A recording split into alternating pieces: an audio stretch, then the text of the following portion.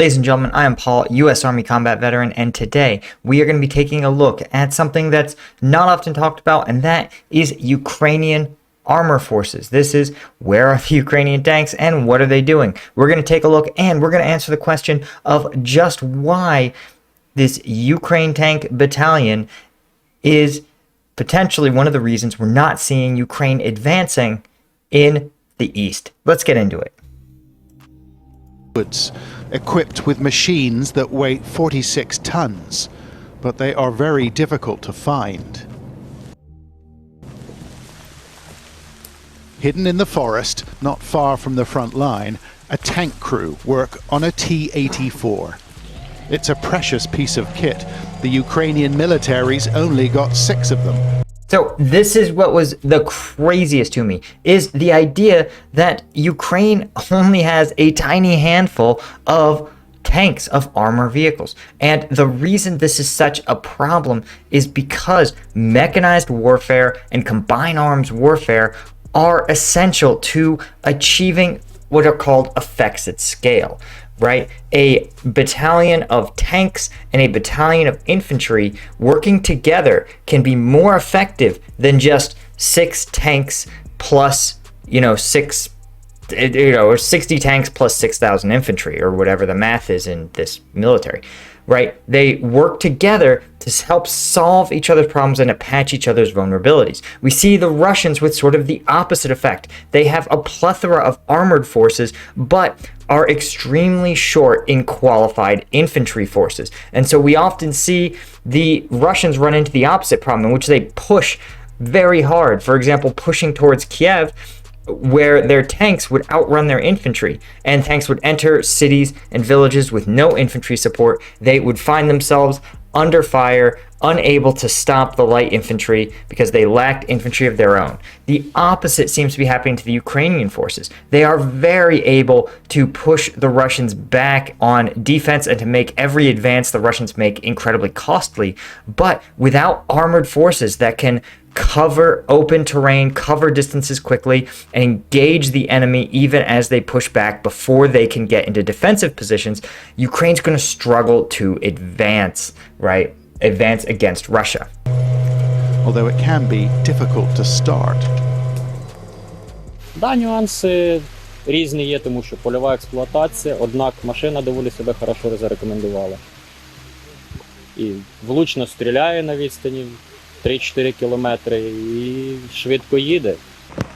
Right, so what he's describing is the fact that, this isn't even a very modern tank. While it can do the limited battlefield roles that an aging armored vehicle like this can handle, basically just infantry support, engaging targets at 3 to 4 kilometers, and hustling with the battlefield, those are the essential roles that it's going to fulfill. What it can't do that, for example, the most modern, like Abrams, can do, and it's not clear the Russian tank can do this either, are things like fight at night, shoot and move simultaneously.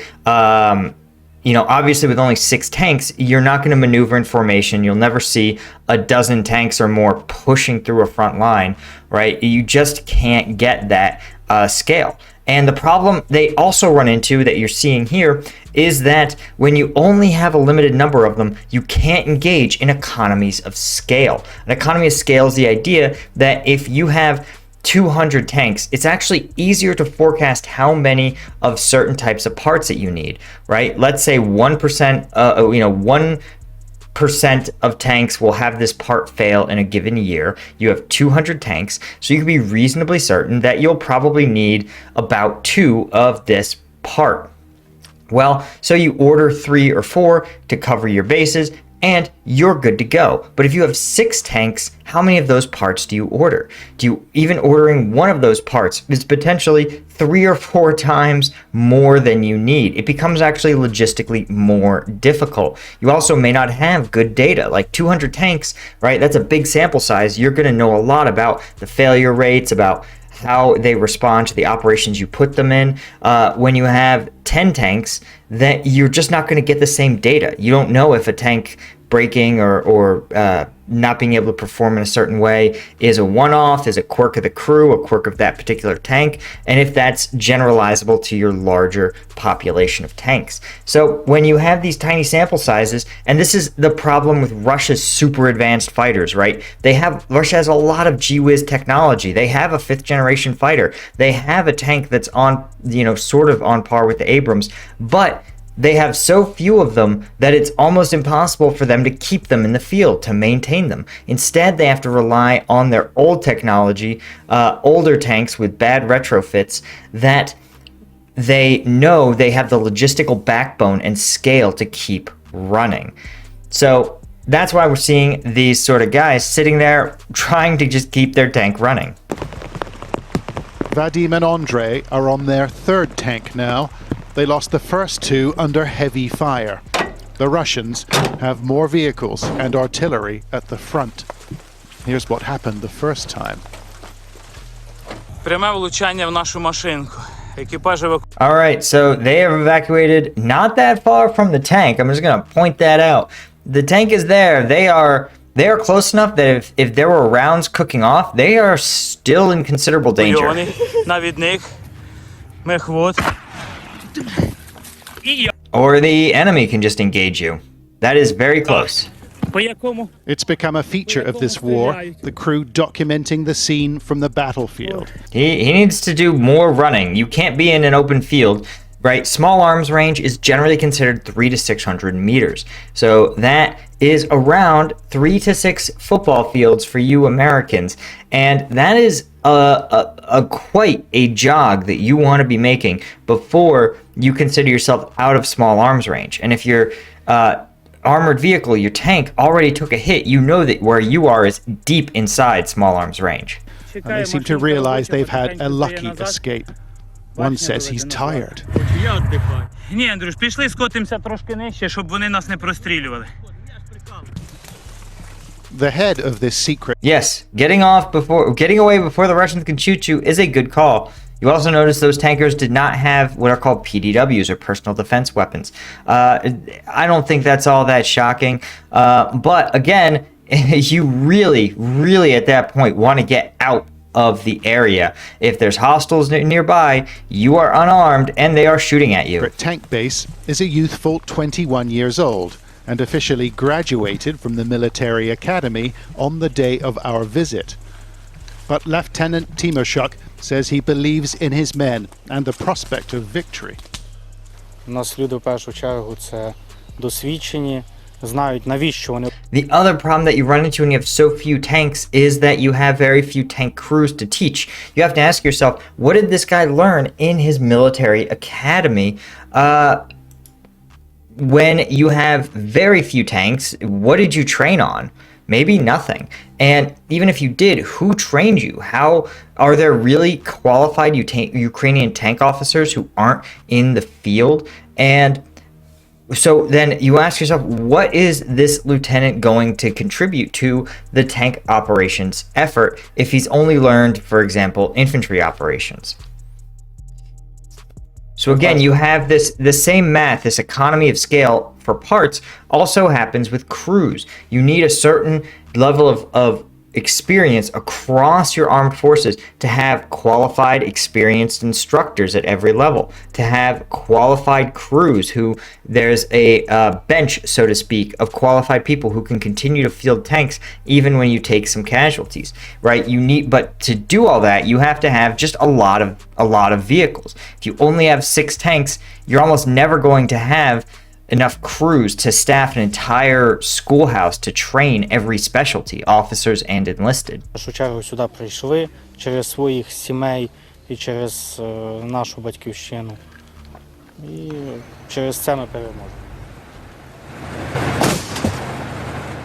You're not that experienced. You're 21 years old and you're leading the unit. Я їм довгий час не казав, що мені 21. Бо мені, по вигляду не скажеш, що мені 21. Ще що сказати? See, I didn't tell them I was 21 for a long time. How long have you been there, bro? Lieutenant Timoshuk has already distinguished himself, say his men, repelling a Russian advance last week. Once again, the action was caught on a smartphone. And they've captured 5 Russian vehicles, That is bananas. including 2 tanks, stolen under the noses of their enemy, they say. A crew member called Roman went to get them. Нам розвідка сказала, що є танки. Один підбитий на міні був, другий... I mean, this is bananas to me. The idea that one, your crew just abandons your tank, just up and leaves. Second, if you're the Ukrainians, remember, they're running T-84s. So even if those tanks are broken, like he talks about, one hit a mine, you saw the need for spare parts is considerable. So being able to get even a partially working or non-functioning T-84 that you can pull parts from is just like the old pick-apart lots that for used cars, is that you go to the lot, you find an already broken version of your car, and you pull off the parts that you need, pay by weight, and get out and fix your car.